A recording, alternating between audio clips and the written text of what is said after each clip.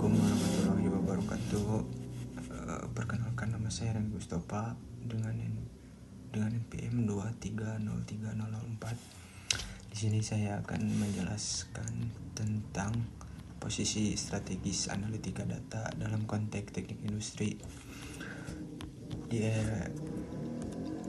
era digital dan di industri modern saat ini, hampir semua aktivitas berdasarkan data, mulai dari proses produksi, logistik, interaksi dengan pelanggan. Data tersebut jika tidak diolah hanya akan menjadi angka-angka biasa. Namun ketika data dianalisis dengan tepat, data dapat menjadi sumber informasi strategis yang membantu perusahaan dalam meningkatkan efisiensi, produktivitas, dan daya saing. Konsep dasar analitika data. Berdasarkan buku pengantar Data Science, analitika data adalah proses yang terdiri dari beberapa tahapan utama, yaitu pengumpulan data, pembersihan data, analisis data, dan interpretasi hasil. Tujuan utamanya jelas adalah untuk menghasilkan insight atau pengetahuan baru dari data. Terus kemudian dalam buku Data Analysis and Decision Making dijelaskan bahwa analitika data berfungsi sebagai alat pendukung pengambil keputusan atau decision support system. Artinya keputusan dalam organisasi tidak lagi hanya berdasarkan intuisi, tetapi berdasarkan data yang objektif dan terukur. Dengan demikian, analitika data memiliki peran penting dalam yang pertama, mengurangi ketidakpastian. Yang kedua, meningkatkan akurasi keputusan. Terus yang ketiga, meminimalkan risiko. Terus ada peran data dalam industri. Jika kita melihat perkembangan industri tradisional itu keputusannya berbasis pengalaman, industri modern itu keputusannya berbasis data. Terus industri modern 4.0 itu keputusannya berbasis real time data atau AI, atau bisa juga disebut data AI. Berdasarkan buku analisis big data, perkembangan ini didorong oleh meningkatnya volume data, kecepatan data, dan variasi data. Hal ini menyebabkan organisasi membutuhkan pendekatan analitik yang lebih canggih. Terus yang selanjutnya ada jenis analitika data dan nilai strategisnya. Dalam buku analisis big data terdapat 3 jenis analitika yang menunjukkan tingkat kedalaman penggunaan data. Yang pertama itu deskriptif analitik, digunakan untuk memahami kondisi saat ini. Contoh dalam teknik industri itu ada laporan produksi harian. Terus yang kedua, tingkat efisiensi mesin. Nilai strategisnya memberikan gambaran kondisi sistem pada mesin. Terus yang kedua, prediktif analitik, digunakan untuk memprediksi masa depan. Contoh, memprediksi permintaan produk. Terus yang kedua, prediksi downtime mesin. Nilai strategisnya yaitu untuk membantu perencanaan produksi. Terus yang ketiga, preskriptif analitik, digunakan untuk menentukan tindakan terbaik. Contoh, optimasi jadwal produksi. Terus yang kedua, penentuan rute distribusi terbaik. Terus nilai strategisnya membantu pengambil keputusan optimal. Ketiga, jenis ini menunjukkan bahwa analitika data berkembang dari sekedar melihat data menjadi alat strategi bisnis dan industri. Terus selanjutnya, keterkaitan dengan teknik industri. Teknik industri adalah bidang yang berfokus pada sistem terintegrasi, efisiensi, produktivitas, optimasi. Dalam buku analisis and decision making dan pengantar data science, analitika data menjadi bagian penting dalam menganalisis sistem tersebut. Yang pertama, analitika data dalam sistem produksi. Dalam sistem produksi, data digunakan untuk mengukur waktu proses, menganalisis output produksi, terus mengidentifikasi bottleneck. Contoh, jika terdapat keterlambatan produksi, data dapat digunakan untuk mengetahui proses mana yang menjadi hambatan. Ini membantu insinyur industri dalam melakukan continuous improvement. Yang kedua, analitika data dalam supply chain. Dalam buku analisis Big Data dijelaskan bahwa data digunakan untuk memprediksi permintaan, mengelola persediaan, terus mengoptimalkan distribusi. Dalam teknik industri ini berkaitan dengan supply chain management atau yang biasa disebut SCM. Dengan analitika data, stok bisa dikontrol lebih baik, biaya logistik bisa ditekan, pelayanan bisa ditingkatkan. Terus yang ketiga, analitika data dalam QC atau quality control. Data digunakan untuk memonitor kualitas, menganalisis defect, mengurangi kesalahan produksi. Contoh, jika tingkat cacat meningkat, data dapat menunjukkan penyebabnya apakah dari mesin, bahan baku, atau operator. Terus yang keempat, analitika data dalam pengambilan keputusan. Dalam buku Data Analysis and Decision Making dijelaskan bahwa keputusan terbaik adalah keputusan berbasis data. Dalam teknik industri, keputusan seperti layout pabrik, kapasitas produksi, pemilihan supplier, semua membutuhkan analisis data. Terus yang keenam, posisi strategis analitika data. Dari seluruh pembahasan dapat disimpulkan bahwa analitika data memiliki posisi strategis karena sebagai core of decision making, semua keputusan industri bergantung pada data. Terus yang kedua, sebagai alat optimasi sistem digunakan untuk meningkatkan efisiensi dan produktivitas. Yang ketiga, sebagai sumber keunggulan kompetitif. Perusahaan yang memanfaatkan data akan lebih unggul dibanding yang tidak. Terus yang keempat, sebagai pendukung transformasi digital. Dalam era industri 4.0, data menjadi pusat sistem industri. Terus yang ketujuh, contoh nyata penerapan. Yang pertama, di bidang manufaktur menggunakan sensor untuk memprediksi kerusakan mesin yang disebut predictive maintenance. Yang kedua, di logistik menggunakan data menentukan rute tercepat sampai gunanya untuk menghemat biaya dan waktu. Terus yang ketiga, di retail menggunakan data untuk memprediksi permintaan atau menghindari overstock atau kekurangan stok. Jadi untuk kesimpulan dari ketiga buku digunakan dari kesimpulan dari buku-buku yang sudah didapat bahwa analitika data merupakan elemen yang sangat strategis dalam teknik industri karena mendukung pengambilan keputusan berbasis data, meningkatkan efisiensi sistem industri, membantu optimasi proses produksi dan distribusi, meningkatkan kualitas dan produktivitas. Terus menjadi fondasi utama dalam era industri saat ini, di era industri 4.0. Sebagai penutup, kami sebagai mahasiswa industri memiliki kemampuan dan memahami mengolah data bukan lagi pilihan tetapi menjadi kebutuhan utama karena di masa depan insinyur industri tidak hanya dituntut memahami sistem, mengambil keputusan berbasis data secara akurat dan strategis. Assalamualaikum warahmatullahi wabarakatuh. Assalamualaikum warahmatullahi wabarakatuh. Sebelumnya izin perkenalkan diri, saya Najim Maulana Yusuf dengan NIM 2303013. Di sini saya akan menjelaskan tentang materi L2, yaitu posisi strategis dalam teknik industri dengan menggunakan implementasi analitika data untuk optimasi sistem industri dan manajemen organisasi. Untuk definisi, saya mengambil dari buku e-book Perspektif dan Pandangan Global Analitik dengan penerbit The Institute of Internal Auditors. Pada halaman 4 pada bab 1 yang menjelaskan definisi analitika data adalah istilah formal untuk menguji kumpulan data untuk menemukan tren dan menarik kesimpulan adalah komponen kunci dan hampir semua strategi bisnis yang mempengaruhi semua tingkatan mulai dari keputusan, manajemen, eksekutif hingga pekerja garis depan. Hal ini berarti analitik data harus menjadi bagian mendasar dari dunia audit internal juga, baik sebagai alat maupun sebagai fokus audit, secara langsung atau tidak langsung.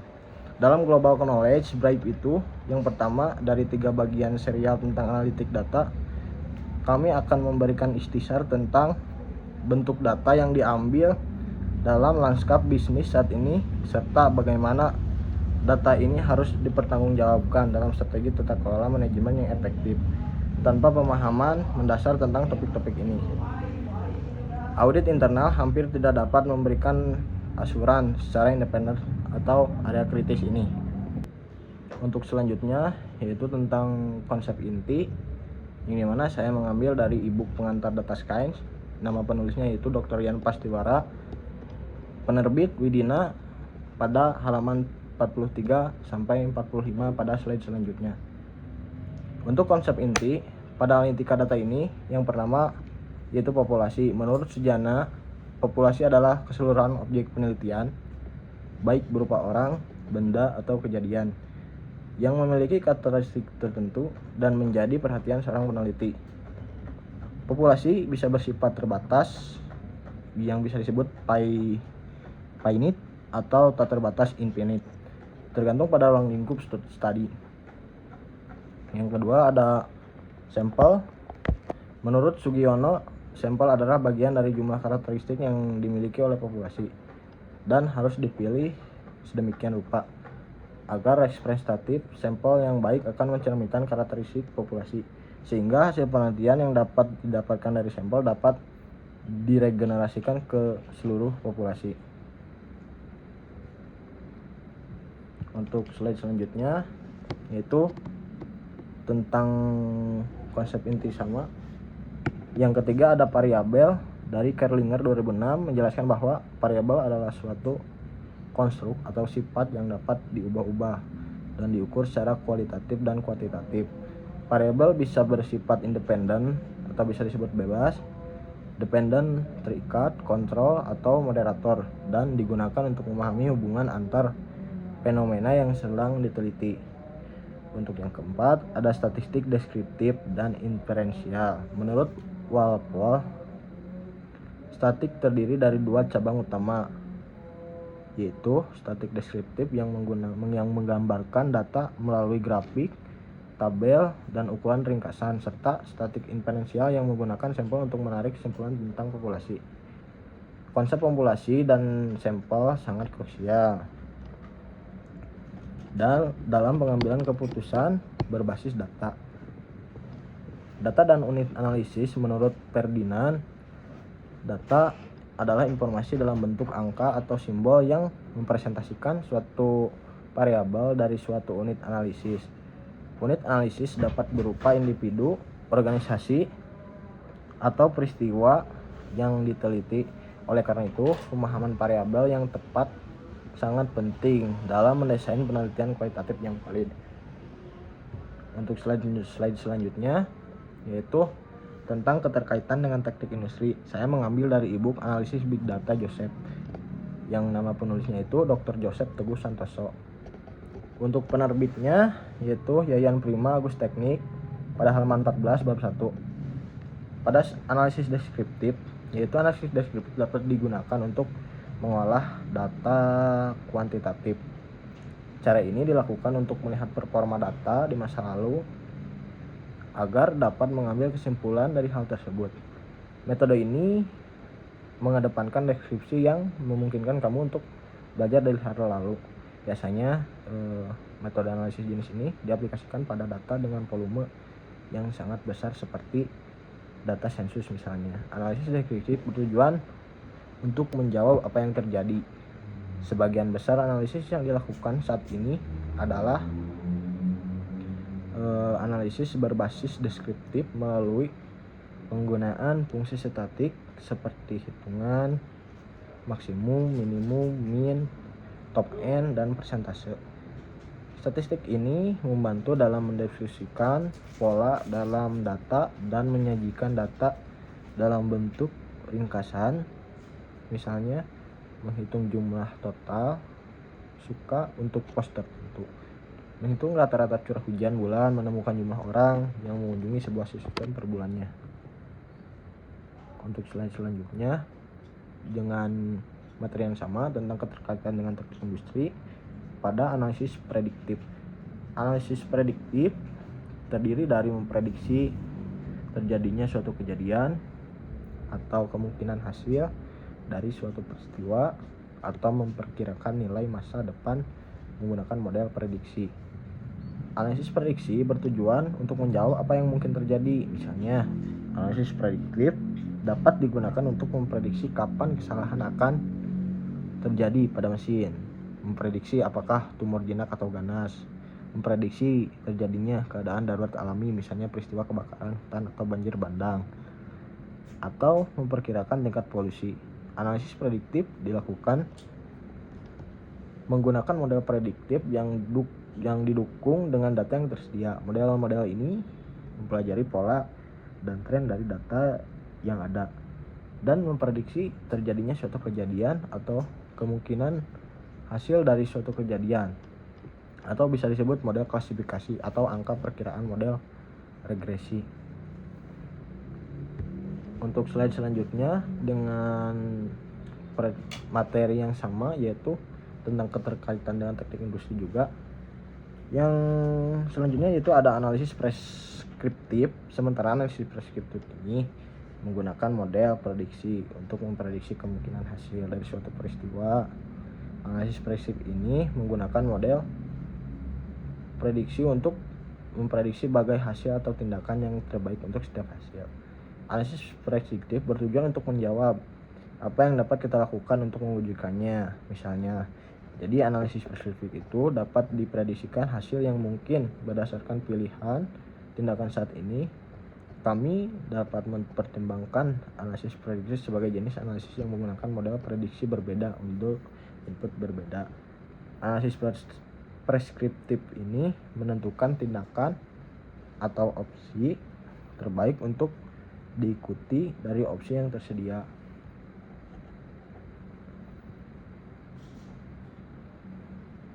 Selanjutnya, pada analisis mendalam, saya mengambil dari ebook Data Analysis dan Decision Making. Untuk nama penulisnya yaitu ada Albright, Whitestone, dan Jape.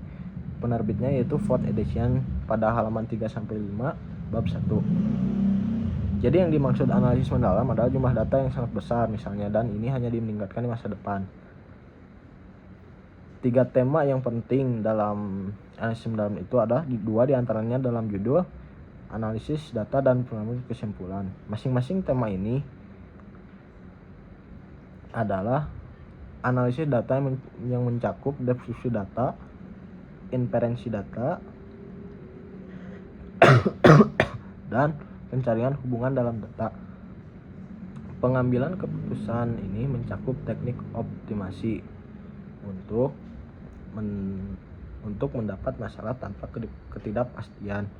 Analisis keputusan untuk masalah dengan ketidakpastian, dan analisis sensitivitas yang terstruktur, yaitu menghadapi ketidakpastian mencakup pengukuran ketidakpastian dan permodelan ketidakpastian secara implisit. Ada tumpak tindih yang jelas antara tema dan subtema ini, yaitu ketika Anda membuat inferensi dari data dan mencari hubungan dalam data, Anda harus melengkapi ketidakpastian. Ketika Anda menggunakan pohon keputusan untuk membantu sebuah keputusan, Anda harus menghadapi ketidakpastian. Ketika Anda menggunakan model simulasi untuk membantu membuat keputusan, Anda harus menghadapi ketidakpastian, dan kemudian Anda membuat inferensi dari data yang sudah disimulasikan. Untuk selanjutnya masih sama dengan tentang analisis mendalam. Untuk metode kuantitatif dalam buku ini dapat digunakan untuk menganalisis berbagai macam masalah bisnis. Namun, metode tersebut tidak banyak berguna secara praktis kecuali Anda memiliki perangkat lunak untuk melakukan pengolahan angka. Jadi sangat sedikit masalah bisnis yang cukup kecil untuk diselesaikan dengan pensil atau kertas. Mereka memerlukan perangkat lunak yang kuat. Perangkat lunak yang disertakan dalam salinan buku dari buku ini bersama dengan Microsoft Excel memberikan data kombinasi yang kuat. Perangkat lunak ini digunakan dan akan terus digunakan oleh perusahaan-perusahaan terkemuka di seluruh dunia untuk menganalisis masalah besar dan kompleks. Kami yakin bahwa pengalaman yang Anda peroleh dengan perangkat lunak ini selalu melalui pengerjaan contoh dan masalah dalam buku ini, yaitu akan memberi keuntungan kompetitif yang penting di pasar.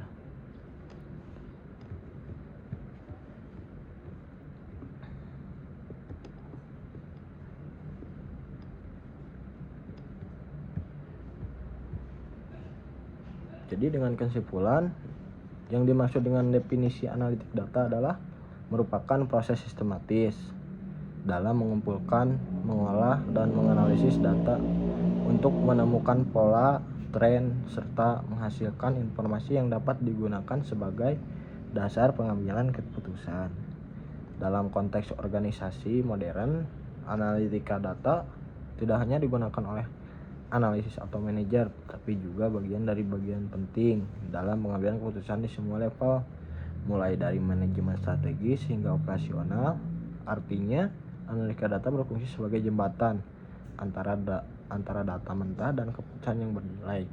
Selain itu, analitika data juga menjadi fondasi dalam tata kelola dan manajemen data yang efektif.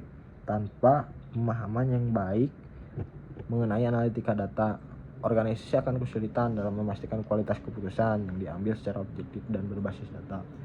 Jadi yang kedua ada konsep dasar statistika. Ini telah tadi saya jelaskan. Yang pertama ada populasi. Populasi adalah keseluruhan objek atau subjek penelitian yang memiliki karakteristik tertentu dan menjadi fokus kajian.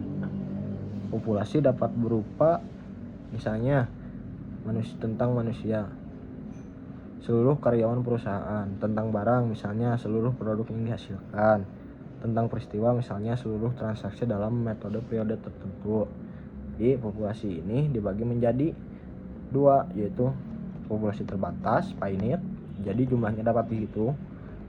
Yang satu lagi tentang populasi terbatas infinite, dengan kategori jumlahnya sangat besar atau tidak terhingga atau tidak bisa dihitung.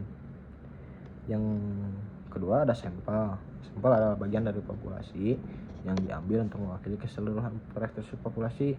Jadi tujuan dari sampel ini yang pertama yaitu menghemat waktu dan biaya, mempermudah analisis, tetap menghasilkan kesimpulan yang representatif. Untuk syarat yang sampel yang baik, yang pertama ada representatif. Yang dimaksud representatif itu mewakili populasi. Yang kedua dipilih dengan metode yang tepat.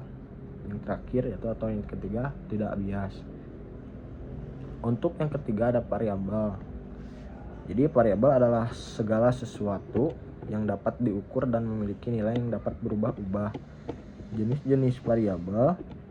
Yang pertama variabel independen atau bebas dengan kategori mempengaruhi variabel lain. Yang kedua ada variabel independen. Yang kedua ada variabel dependen atau terikat dengan kategori dipengaruhi oleh variabel lain sama dengan variabel independen, cuman bedanya ada di kalau variabel independen itu mempengaruhi, kalau variabel dependen itu dipengaruhi. Yang ketiga ada variabel kontrol atau dengan kategori untuk selanjutnya, yaitu yang keempat variabel moderator dengan kategori memperkuat atau memperlemah hubungan. Jadi variabel ini dapat bersifat kualitatif, angka, kuantitatif, kategori, atau deskriptif. Yang terakhir yaitu ada statik, deskriptif, dan data inferensial.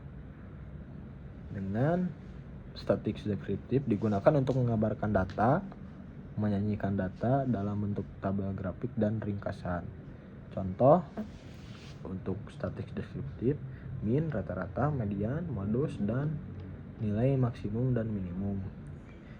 Jadi statik inferensial digunakan untuk yang pertama menarik kesimpulan dari sampel ke populasi, membantu pengambilan keputusan, contoh uji hipotesis, regresi, dan ANOVA. Yang terakhir ada data dan unit analisis. Data adalah kumpulan fakta dalam bentuk angka atau simbol yang dapat mempresentasikan suatu variabel. Yang kedua ada unit analisis atau objek yang dianalisis seperti individu, kelompok, organisasi, atau peristiwa. Pemilihan unit yang tepat sangat penting agar hasil penelitian valid dan relevan. Yang ketiga ada analisis deskriptif.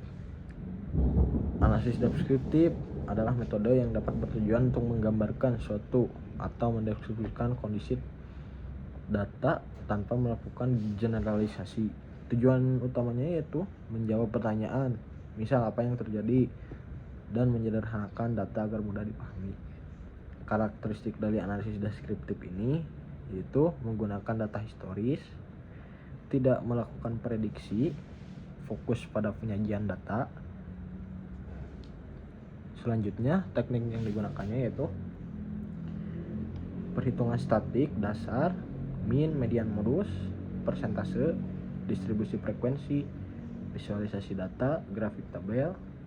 Contoh penerapan yaitu menghitung data rata-rata penjualan bulanan, menentukan produk jumlah pelanggan, mengetahui produk laris.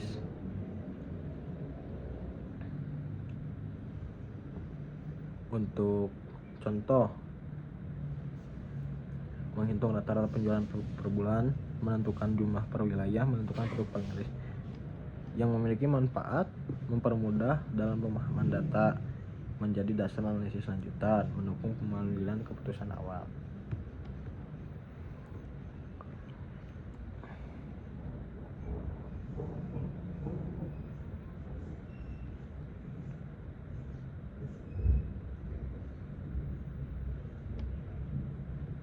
Jadi seperti pada definisi yang tadi, yaitu analika data adalah istilah formal untuk menguji kumpulan data untuk menemukan tren dan menarik kesimpulan, adalah komponen kunci dari hampir semua strategi bisnis yang mempengaruhi semua tingkatan, mulai dari keputusan manajemen eksekutif hingga pekerja garis depan. Hal ini berarti analitik data harus menjadi bagian mendasar dari dunia audit internal juga, baik ini sebagai alat, sebagai fokus audit, atau secara langsung atau tidak langsung.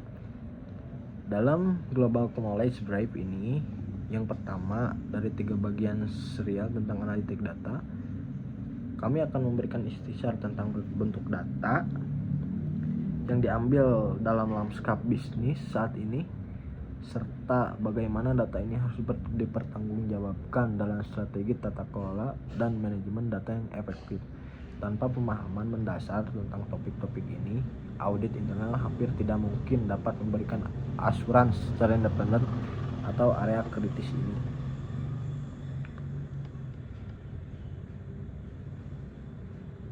Untuk konsep inti, saya jelaskan kembali.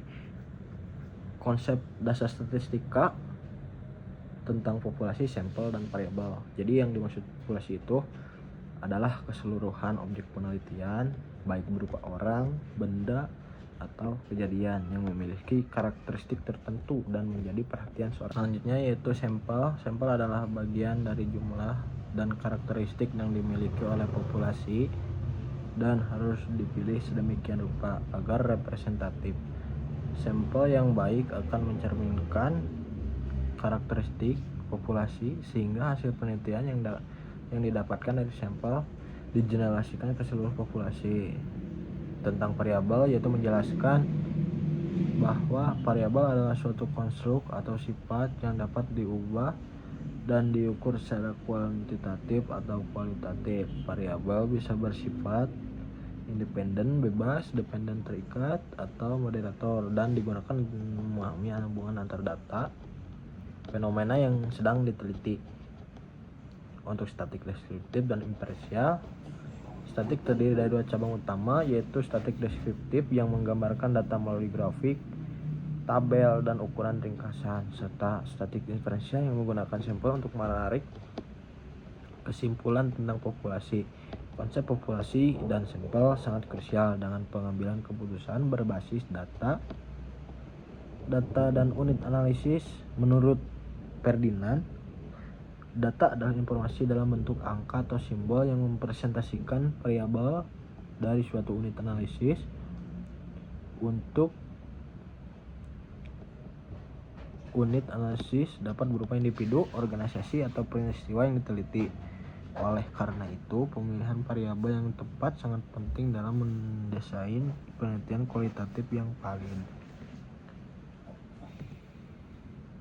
Untuk analisis deskriptif dapat digunakan untuk mengolah data kuantitatif. Cara ini dilakukan untuk melihat performa data di masa lalu agar dapat mengambil kesimpulan dari hal tersebut. Metode ini mengedepankan deskripsi yang memungkinkan kamu untuk belajar dari hal lalu. Biasanya, metode analisis jenis ini diaplikasikan pada data dengan volume yang sangat besar seperti data sensus misalnya. Analisis deskriptif bertujuan untuk menjawab apa yang terjadi. Sebagian besar analisis yang dilakukan saat ini adalah analisis berbasis deskriptif melalui penggunaan fungsi statik seperti hitungan, maksimum, minimum, min, top end, dan persentase. Statistik ini membantu dalam mendefinisikan pola dalam data dan menyajikan data dalam bentuk ringkasan. Misalnya menghitung jumlah total suka untuk pos tertentu, menghitung rata-rata curah hujan bulanan, atau menemukan jumlah orang yang mengunjungi sebuah situs web per bulannya. Analisis deskriptif berguna untuk meringkas data. Untuk analisis prediktif terdiri dari memprediksi terjadinya suatu kejadian atau kemungkinan hasil dari suatu peristiwa, atau memperkirakan nilai masa depan untuk menggunakan model prediksi. Jadi analisis prediktif bertujuan menjawab apa yang mungkin terjadi. Misalnya analisis prediktif yang dapat dilakukan adalah untuk memprediksi kapan kesalahan akan terjadi pada mesin, memprediksi apakah tumor jinak atau ganas, memprediksi terjadinya keadaan darurat alami, misalnya peristiwa kebakaran hutan atau banjir bandang, atau memperkirakan tingkat polusi. Analisis prediktif dilakukan menggunakan model prediktif yang dukung dengan data yang tersedia. Model-model ini mempelajari pola dan tren dari data yang ada dan memprediksi terjadinya suatu kejadian atau kemungkinan hasil dari suatu kejadian, atau bisa disebut model klasifikasi atau angka perkiraan adalah model regresi. Untuk selanjutnya yaitu analisis preskriptif. Sementara analisis preskriptif menggunakan model prediksi untuk memprediksi kemungkinan hasil suatu peristiwa. Analisis preskriptif menggunakan beberapa model prediksi untuk memprediksi sebagai hasil dan tindakan terbaik untuk setiap hasil. Analisis preskriptif bertujuan untuk menjawab apa yang dapat kita lakukan untuk mewujudkannya. Analisis prediktif dapat kembali memprediksi hasil yang mungkin berdasarkan pilihan tindakan saat ini. Jadi dapat mempertimbangkan model analisis prediktif sebagai jenis analisis yang menggunakan model prediksi berbeda untuk input berbeda. Analisis prediktif menemukan tindakan atau opsi terbaik untuk diikuti opsi yang tersedia. Yang selanjutnya tentang analisis mendalam. Masing-masing ini memiliki subtema. Saya mengambil dari buku ebook Data Analysis and Decision Working dengan nama penulis Albright, Webster, Jebb. Dengan menghadapi ketidakpastian, mencakup pengukuran ketidakpastian dan pemodelan ketidakpastian secara implisit.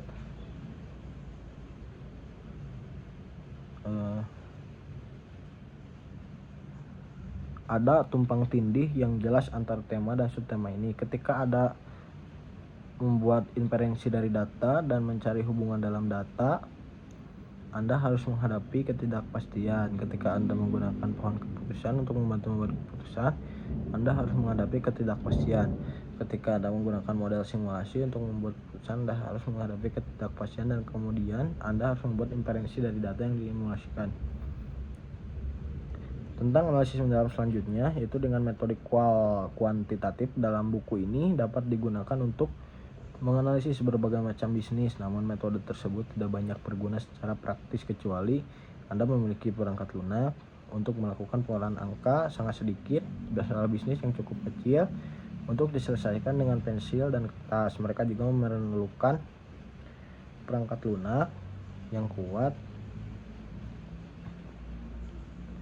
Perangkat lunak yang disertakan dalam salinan buku-buku ini bersama dengan Microsoft Excel memberikan Anda kombinasi yang kuat perangkat lunak yang sedang diikuti, yang tahu digunakan dan akan terus digunakan dan oleh perusahaan-perusahaan terkemuka di seluruh dunia untuk menganalisis masalah besar dan kompleks. Kami yakin bahwa pengalaman yang telah diperoleh menjadi perangkat lunak ini melalui pengerjaan contoh dan masalah dalam buku ini akan memberi keuntungan komparatif yang sangat penting di pasar. Mungkin cukup sekian presentasi dari saya. Mohon maaf bila ada kata yang kurang baik dan kurang dipahami, mohon maaf. Assalamualaikum warahmatullahi wabarakatuh.